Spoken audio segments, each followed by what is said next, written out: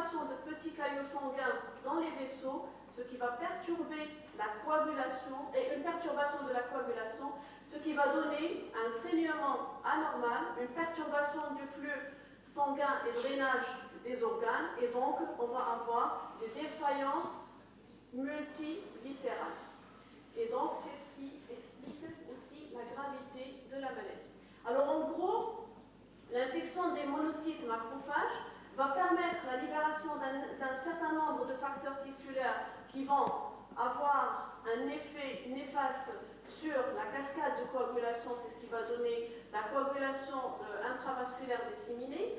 On va avoir libération d'un certain nombre de cytokines et inhibition de l'expression de l'interféron, ce qui va, en plus du dysfonctionnement des cellules dendritiques, ce qui va provoquer l'apoptose des lymphocytes stéclatifs. Alors, quelles sont les clés de survie? C'est qu'on n'a pas une mortalité dans 100% des cas. Donc, la réponse immunitaire, elle va corréler avec la survie, c'est-à-dire que les patients qui survivent pendant la première semaine, qui ne décèdent pas dans la semaine qui suit l'apparition des symptômes cliniques, ils vont survivre plus longtemps, et donc c'est un facteur prédilecteur ou prédicteur de la survie. Et en plus, bien sûr, ça dépend de l'espèce. On a vu que l'espèce Zaïre est la plus pathogène. Alors, donc chez les patients qui ont survécu à l'infection, on note un taux très important. Il n'y a pas d'activation des cellules T. Aussi, le nombre de cellules T il est important chez les patients qui ont survécu. Les patients qui ont décédé, ils ont un taux très faible, inférieur à la normale de cellules T. La quantité du virus, elle est beaucoup plus importante chez les patients qui ont décédé par rapport aux patients qui ont survécu. Et là, un facteur aussi intéressant, on parle parfois de la charge virale ou de la voie de contamination. C'est-à-dire plus la charge virale et initiale est importante, plus la survie est faible, et plus la charge virale initiale est faible, plus le taux de survie est important. Alors, là aussi, donc, des manifestations cliniques. Ensuite, Mme Benali va reprendre la parole pour parler spécialement du diagnostic de confirmation biologique qui se fait actuellement dans un seul laboratoire qui est l'Institut Pasteur à Casablanca. Et avant de pouvoir envoyer le prélèvement à l'Institut Pasteur, il faut déclencher tout un processus qui va alerter les autorités sanitaires au niveau de Rabat. Il faut avoir l'accord avant d'envoyer le prélèvement. Jusqu'à présent, comme je l'ai dit tout à l'heure, ça se limite à des fausses alertes. Donc, cette procédure n'a encore jamais eu lieu. J'espère que ça ne sera jamais le cas. Le matériel de protection avant d'aborder un patient qui a l'infection à Ebola, confirmé bien sûr, et le traitement symptomatique. Voilà. Alors sur le plan clinique, je pense que Mme Nani et Mme Razi l'ont déjà dit, mais je me permets de reprendre les mêmes phrases justement pour insister sur les messages à retenir. Le patient, la durée d'incubation, comme vous l'avez vu, elle est un petit peu large, allant de 2 à 21 jours. Et la moyenne, c'est 8 à 10 jours. Pourquoi c'est important d'insister sur cette durée d'incubation? Parce que c'est ce que utilisent les autorités sanitaires marocaines jusqu'à présent, depuis la déclaration de l'épidémie. Elles se basent sur cette durée maximale d'incubation. C'est-à-dire, peut-être que Mme n'a pas dit, j'avais assisté lors de la première alerte, fausse alerte en fait, au niveau de Fès, en ce qui concerne le virus Ebola. Le professeur Melia s'en rappelle très très bien, c'était la fin du mois d'août. On nous a dit que si ces gens, en fait, les patients, durant les 21 jours n'ont pas présenté de fièvre, le lever de la surveillance se fait au 22e jour. Voilà, c'est très important, cette durée d'incubation. Le deuxième par le virus Ebola, c'est très important. Donc ce que je vais vous présenter, c'est lorsque l'infection, d'accord, lorsque l'infection se propage, évolue et qu'on est disons, dans l'intervalle de 2 à 21 jours. Alors, durant les 2 premiers jours, ou parce que ça varie d'un pays à un autre, le patient va transpirer, il aura des céphalées frontales, il va en même temps présenter une asthénie très importante, des myalgies diffuses, très très importantes, et des douleurs oculaires et conjonctives ingénieuses. À côté de ce syndrome général, le patient va présenter un syndrome ou des symptômes digestifs. C'est quoi ces symptômes digestifs? Le patient va présenter des douleurs abdominales diffuses qui peuvent mimer en quelque sorte un anatomie chirurgicale, mais lorsqu'on examine le traitement symptomatique. Dans les pays où le contexte est évocateur, ce genre de symptômes sont pris au sérieux et le patient est isolé d'emblée. Chez nous, puisqu'on n'est pas une zone d'épidémie, c'est difficile de mettre ça sur le compte de l'infection à Ebola. Et donc ce genre de symptômes, comme vous l'avez constaté, ce sont des symptômes non spécifiques. Donc c'est ça qui est à l'origine des fausses alertes. Le 3e et 4e jour, encore des symptômes non spécifiques. On pourrait avoir, c'est pas constant, l'association des signes diffère d'une personne à une autre. Alors, le patient pourrait présenter des adénopathies qui peuvent siéger dans différentes aires transillionnaires, notamment des adénopathies occipitales, cervicales, axillaires. Ce ne sont pas des adénopathies qui peuvent orienter vers ou faire évoquer, mais des adénopathies. Alors, ensuite, le patient pourrait présenter une irritation au niveau de la gorge qui pourrait rappeler une pharyngite. Et le patient pourrait avoir une douleur à la déglutition, donc une odynophagie. Le patient pourrait présenter également un énothèle, c'est-à-dire une éruption à l'intérieur de la bouche. Exanthèle, c'est à l'extérieur, énothèle. Lorsqu'on fait l'examen de la cavité buccale, on pourrait trouver des lésions rougeâtres, mais non prurigineuses. Et le début des signes de gravité, lorsqu'on a l'apparition le début de l'apparition d'une déshydratation qui ne pourrait être que la conséquence du syndrome digestif dont on a parlé tout à l'heure, rappelez-vous. Le fait d'avoir des diarrhées et des vomissements qui sont importantes et qui sont liquidiennes, pourrait entraîner une déshydratation. Alors, à partir du 5e jour, commencent des problèmes sérieux qui peuvent mettre en jeu le pronostic vital du patient, c'est-à-dire l'apparition d'un syndrome hémorragique. Le syndrome hémorragique, c'est un facteur de pronostic péjoratif et qui, comme l'a expliqué tout à l'heure Mme Benami, ce virus interfère avec le facteur de la coagulation et il va empêcher la coagulation de se faire correctement, notamment par le freinage des inhibiteurs. Le malade peut saigner que partout. Comme c'est montré sur ces images, il suffit de taper virus Ebola sur Google et vous allez trouver les mêmes images.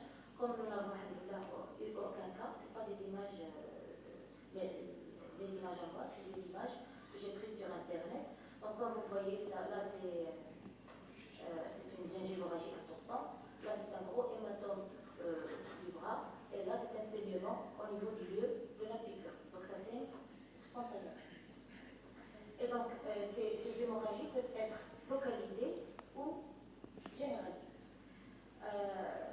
Lorsque ces hémorragies peuvent être à l'origine du décès, lorsqu'elles sont foudroyantes, par exemple des hématèmes très importantes, une hématurie très importante qui pourrait entraîner un état de choc hypovolémique.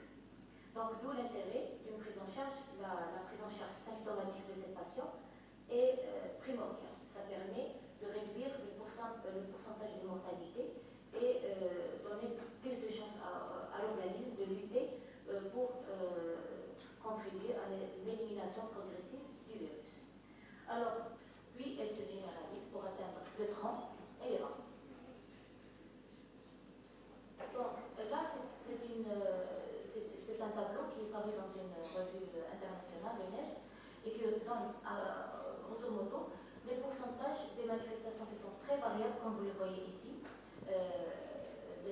La fièvre et la fatigue sont, disons, des symptômes les plus couramment retrouvés, très fréquents chez la majorité des patients. Les autres manifestations diffèrent selon est-ce que c'est une évolution grave d'emblée ou c'est une évolution modérée, si on ose dire ça. Alors, juste pour attirer votre attention, j'ai insisté tout à l'heure sur les manifestations générales, ensuite les atteintes digestives.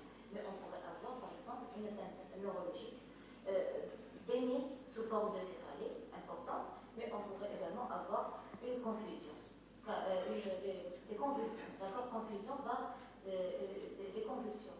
On pourrait avoir également une dyspnée et des douleurs thoraciques, voire une détresse respiratoire. Donc les manifestations cliniques, comme je l'ai dit tout à l'heure, elles ne sont pas spécifiques, mais l'association de l'ensemble hémorragique, on a deux types d'évolution. Soit une évolution défavorable, c'est-à-dire qui va aboutir vers le décès, et donc qui peut apparaître à partir de la deuxième semaine. Les signes indicateurs d'une évolution défavorable, c'est l'aggravation de la déshydratation si le patient n'a pas été pris en charge précocement, l'apparition d'un hoquet persistant, c'est un hoquet qui est d'origine centrale, ça veut dire que le virus a déjà atteint le cerveau, et bien sûr l'apparition d'un état de choc et une défaillance multiviscérale, notamment les organes nobles, c'est-à-dire le rein et le foie. Ça veut dire que le virus, comme ça a été présenté tout à l'heure dans la physiopathologie, ça veut dire que le virus a entraîné une perturbation de la cellule endothéliale. Et comme vous le savez, la cellule endothéliale, c'est le principal composant des vaisseaux. Donc toute atteinte du vaisseau avec vasodilatation va se compliquer par la suite d'un état de choc, on va dire, septique. Voilà. Sinon, si l'évolution est favorable, ça va apparaître dès le 6e jour. Donc dans ce cas-là, le patient ne va pas évoluer vers les signes d'état de choc et l'aggravation du syndrome hémorragique qui, dans ce cas-là, le pourcentage est moindre, qui ne dépasse pas en général 20%, ou si le patient a été pris à temps et que le traitement symptomatique a été bien conduit, dans ce cas-là, on va avoir assisté à une amélioration progressive de l'état général du patient. Et donc, dans ce cas-là, il y aura le début de la disparition de l'éruption cutanée généralisée à partir du 12e jour, plus ou moins. Ensuite, une desquamation palmoplantaire vers le 14e ou le 16e jour. Et par la suite, ces patients vont présenter une convalescence prolongée qui va durer 21 mois. 21 mois, donc c'est presque 2 ans. Ça veut dire quoi? Ça veut dire que c'est une maladie qui est vraiment très marquante dans la vie d'un sujet, que certainement il ne va pas passer inaperçu, et que le malade pourrait garder la convalescence prolongée, on va dire, en quelque sorte, c'est des séquelles. Et donc le patient pourrait présenter à la langue une orchite, il pourrait garder une asthénie et des myalgies, en quelque sorte des courbatures, et surtout une chute de cheveux. Il pourrait présenter des manifestations dysimmunitaires, comme ça a été expliqué tout à l'heure, puisque le lymphocyte T élimine l'auto-immunité en général est mise en jeu. Et donc le patient pourrait présenter des manifestations récurrentes le 5e jour. Le 5e jour après le début de la symptomatologie. Si le patient, à partir du 5e jour, s'améliore à partir du 5e jour, c'est un bon pronostic. Si le patient présente le syndrome hémorragique et s'enfonce avec apparition de la défaillance multiviscérale, c'est-à-dire apparition d'un œdème généralisé, d'une tachycardie, la créate qui va augmenter, les transaminases qui vont augmenter, le TP qui va diminuer, etc. Donc ça, c'est un signe de mauvais pronostic. Et bien sûr, l'apparition, soit le décès, soit l'apparition de complications gravissimes que de toutes les façons vont aboutir à l'état de choc et au décès. Donc, je vais revenir à l'histoire des fausses alertes. Comme vous l'avez constaté, bien sûr, toutes les manifestations que je viens de dire sont des manifestations non spécifiques. Et à chaque étape, comme vous l'avez constaté, on pourrait évoquer plein de diagnostics différentiels. Comme par exemple, lundi dernier, en rentrant dans le service, j'ai trouvé une patiente qui venait, je ne me rappelle plus, je pense, de la Guinée équatoriale, et c'était une étudiante marocaine qui fait ses études au Maroc. Elle est venue, dès que les médecins de garde ont trouvé que c'est une patiente de couleur noire, qui a une fièvre, un syndrome fébrile avec une pharyngite, Ebola. Donc ça a créé la panique dans les urgences. Mais c'est le cas des fausses alertes. Moi, pour répondre à ça, s'il vous plaît, si vous avez l'occasion de faire des gardes aux urgences, ayez le réflexe de regarder le passeport du patient. D'accord? C'est le message que j'ai retenu de la première fausse alerte. n'est-ce pas, Similès? Alors, la première fausse alerte, c'était quoi? C'était une patiente qui venait du Nigeria. Alors, au Nigeria, il y a actuellement une épidémie non active. Si mes données sont vraies, à l'époque, fin août, il y avait 15 cas enregistrés au Nigeria. 15 cas, dont, si je me rappelle bien, 4 décès. Donc c'était une épidémie non active. Et c'était une épidémie qui était déclarée dans l'entourage d'un enfant âgé de 2 ou 4 ans, je ne me rappelle plus. Et donc la dame, elle est venue, voici le tableau, je me rappelle très bien parce qu'on m'a téléphoné, mon téléphone était déchargé pour vous dire, parce que c'était une... pourquoi? Parce que je n'ai pas eu l'occasion ou l'opportunité de regarder son passeport. Elle n'a pas ramené son passeport, donc je n'ai pas pu mettre les choses, ça m'a tiré au clair cette histoire. Alors qu'est-ce qu'elle avait comme symptômes? C'était des symptômes proches de ce que je viens de dire. Elle avait une fièvre à 39, elle était pâle, donc on avait fait le NFS, on a trouvé que l'hémoglobine était à 4. D'accord? Elle avait un saignement, épistaxis plus méléna, d'accord? Et quoi d'autre? Donc épistaxis méléna plus une petite éruption cutanée. Donc ça, c'était un tableau très évocateur, et en plus, elle venait du Nigeria. Donc je pense que vous n'avez rien vu sur Internet, parce que la dame du dimanche, elle a été à l'origine de faux messages sur Face News, sur l'autre site. Express, etc., Ebola au Maroc, premier cas. D'accord, nous, grâce à Similès, on a parlé au médecin de garde, s'il vous plaît, cessez de faire la propagande, le temps qu'on se rassure de l'histoire. En attendant qu'elle ramène son passeport, on a trouvé que la dame n'a pas quitté le Maroc depuis 3 mois. Donc ça dépasse largement les 21 jours d'incubation. D'accord? Donc ayez le réflexe de demander, si vous doutez, mettez le malade de côté, ne pas le toucher, les règles universelles, d'accord, Simila, ça va revenir tout à l'heure sur comment se protéger, et regardez le passeport, vérifiez le passeport, avant de dire quoi que ce soit et de créer la panique. D'accord? Voilà, alors je reviens au diagnostic différentiel. Donc au lieu de rester focalisé sur Ebola, alors qu'on n'est pas un pays d'endémie, il y a plein de diagnostics à évoquer, n'est-ce pas? Devant une fièvre aussi importante avec céphalée par exemple, qu'est-ce que je vais évoquer? Peut-être un syndrome méningé aigu fébrile, n'est-ce pas? Une méningococcémie. Au cours d'une méningococcémie, elle peut se compliquer rapidement d'un cirrhose et d'un syndrome hémorragique. Vous êtes d'accord? On peut avoir devant la symptomatologie digestive qui survient durant les 5 premiers jours, juste après l'incubation. D'accord, plus le vomissement. On peut évoquer la fièvre typhoïde. J'ai oublié de dire tout à l'heure que également au cours de l'infection par le virus Ebola, on peut avoir la fameuse dissociation entre le pouls et la température qu'on voit assez souvent au cours de la fièvre typhoïde.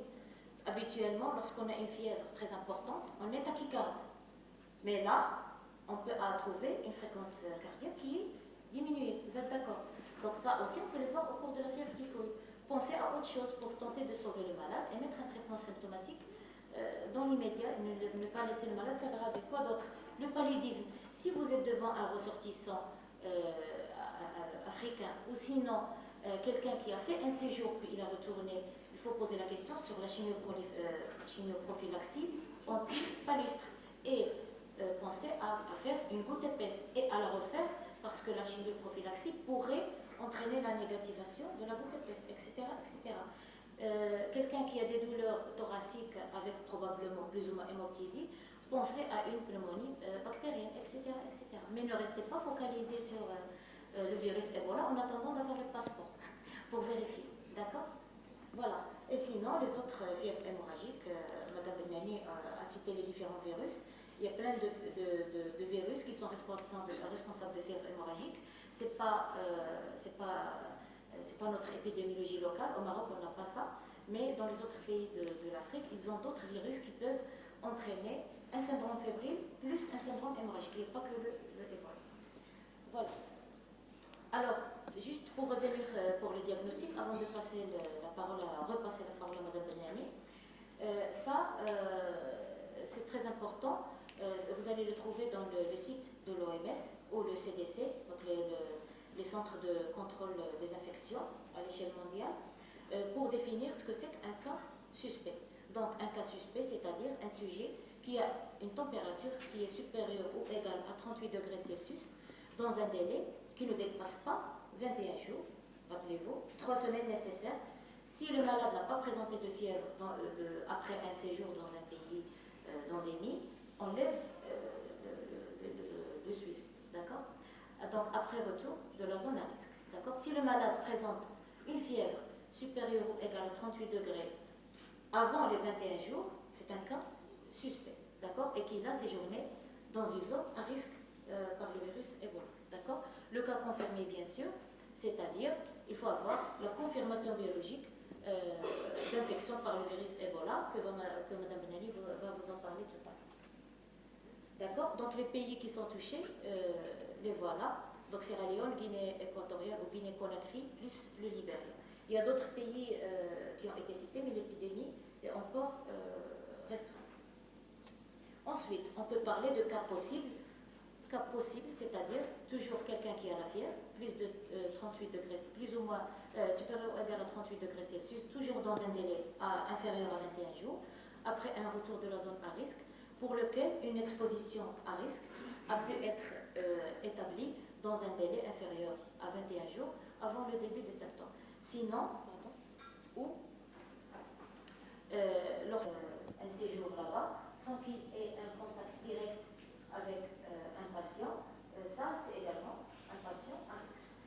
S'il n'aurait pas développé de fièvre, on ne va pas le prendre au sérieux, on va juste le surveiller. Mais si il présente de la fièvre, on va se reposer la question, peut-être qu'il a touché quelqu'un qui est atteint de cette maladie. Le risque de passer la maladie à quelqu'un d'autre est parallèle à la concentration du virus dans le sang. Ça c'est la règle générale de toutes les infections virales, y compris par exemple l'infection à VIH. Le virus, la maladie par le virus Ebola est une maladie sexuellement transmissible. Les patients qui sont atteints, après convalescence, il y a persistance du virus dans les sécrétions génitales, même après amélioration des symptômes. C'est un virus qui n'est pas bien sûr transmis par voie aérienne parce que la concentration du virus n'est pas importante dans la salive, à la différence de la grippe, du virus de la grippe. Ensuite, on va voir quelles sont ces expositions à risque, pour expliquer le deuxième cas, pour les cas suspects. Les expositions à risque, c'est-à-dire contact avec le sang ou un autre liquide biologique d'un patient infecté ou une personne suspectée d'être infectée par le virus Ebola. Deuxième cas, prise en charge pour une autre pathologie ou visite d'un hôpital ayant reçu des patients infectés par le virus Ebola. Pourquoi on sort toutes ces hypothèses? Parce que le virus Ebola est un virus hautement contagieux. La troisième hypothèse, le patient a eu un contact direct avec une personne présentant un syndrome hémorragique ou avec le corps d'un défunt dans la zone à risque. Voilà. Donc ça, c'est les autres expositions à risque, manipulation ou consommation de viande crue ou peu cuite dans la zone à risque, ça a été dit tout à l'heure, précisé par Mme Beppa. Voilà. Alors sinon, je vais résumer pour ne pas trop tarder. Travailler dans un laboratoire ou manipuler des prélèvements, on peut être également contaminé. Les personnes contact aussi, il faut ça représente également une source de contamination, surtout pour les personnes asymptomatiques, mais qui ont été en contact avec les liquides biologiques d'un cas au cours des 3 dernières semaines. Donc ce terme 3 dernières semaines, c'est un terme clé dans le suivi, dans la suspicion d'un cas et également, s'il ne se passe rien au cours des 3 semaines après le retour d'une zone à risque, ça permet de lever la surveillance de ce sujet. Voilà. Alors sur le plan biologique, avant de passer la main à Mme Benali, moi je vais parler, il y a des examens spécifiques pour confirmer l'infection, mais aussi des examens non spécifiques, c'est-à-dire les conséquences de l'infection par le virus Ebola. Comme on l'a dit tout à l'heure, on aura des perturbations non spécifiques bien sûr, mais c'est au cas par cas selon les organes atteints.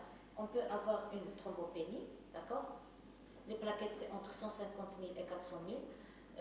Au cours de cette infection, on peut avoir une thrombopénie, mais qui ne dépasse rarement, elle est au-dessous de 50 000. Donc, c'est une thrombopénie qui reste modérée. On peut assister également à une leuconeutropénie, comme c'est le cas dans la fièvre typhoïde. On peut avoir une cytolyse hépatique plus de 3 fois la normale.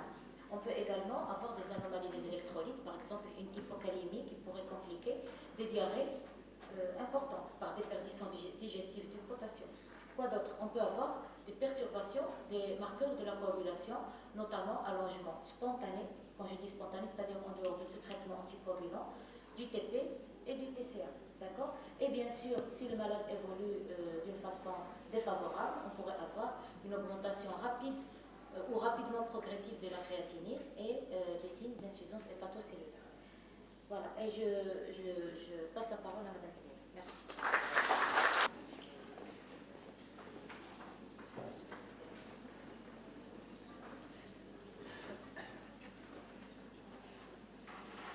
Sécurité microbiologique spécifique. Alors, donc, je vais passer la biologie, elle en a parlé, pour le diagnostic biologique, elle en a parlé, Madame Arabi. Pour le diagnostic virologique, il existe plusieurs techniques qui vont permettre la mise en évidence du virus, notamment la microscopie électronique via, bien sûr, la structure bien particulière du virus, comme on l'avait vu tout à l'heure.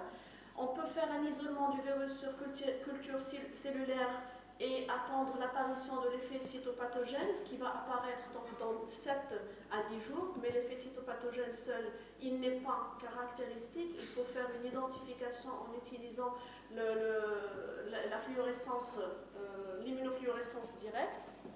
On peut faire un titrage immunoenzymatique par la technique ELISA et il existe bien sûr aussi un diagnostic moléculaire. Alors c'est la RT-PCR, c'est-à-dire une PCR sur l'ARN viral. Et là, on peut cibler 2 gènes importants, le gène de polymérase et le gène de la nucléoprotéine. Alors, ce qu'il faut savoir, c'est qu'il existe, donc, on a des marqueurs sérologiques et des marqueurs viraux pour le diagnostic de l'infection au virus Ebola. Ce qui est important, ce qui est critique, une information qui est critique, c'est la date du début de la fièvre. C'est un élément important dans l'interprétation des résultats du diagnostic. Pourquoi? Parce qu'on va voir que dans les premiers jours qui suivent la fièvre, on va voir un taux important du virus dans le sang. Donc la virémie, on peut avoir une diminution, si la personne survit, on peut avoir une diminution de cette charge virale. Alors, dans ce cas-là, donc après le 4e, c'est-à-dire on peut faire une RT-PCR dès le 4e jour de l'apparition de la fièvre. Si on fait une PCR avant, c'est-à-dire dans les 4 premiers jours, on peut avoir un résultat négatif alors que le patient est positif. D'accord? Deuxième marqueur qui est important, qui est un marqueur sérologique, ce sont les IgM. Alors les IgM aussi, ils vont apparaître dans les premiers jours qui suivent les signes cliniques et qui vont disparaître quelques mois, dans les 3 à 4 mois qui suivent. Et donc, si on les cherche dans cette période, on peut les trouver, sinon après, on ne peut plus les détecter. Troisième marqueur qui est important, c'est les IgG. Je suis désolée pour la qualité, les couleurs ne paraissent pas bien, mais bon. Alors les IgG par contre, donc, ils vont apparaître en même temps, pratiquement en même temps que les IgM, sauf que les IgG, ils vont persister, de toutes les façons, à ce qu'on sache jusqu'au jour d'aujourd'hui, ils vont persister plus que 10 ans. C'est-à-dire chez les patients qui ont survécu, 10 ans après l'infection, on a retrouvé les IgG chez ces patients. D'accord? Et donc, on peut les utiliser aussi pour le diagnostic. Alors, comme j'ai dit tout à l'heure, pour le diagnostic moléculaire, donc, le virus Ebola est présent dans le sang après, c'est-à-dire dans le 4e jour, à peu près le 4e jour après l'apparition de la fièvre, et on peut le détecter dans cette période-là. Alors, si le premier test réalisé dans les premiers 4 jours s'avère négatif, il faut répéter le test après le 4e jour pour être sûr, si bien sûr, on a toujours une suspicion clinique de l'infection par le virus Ebola.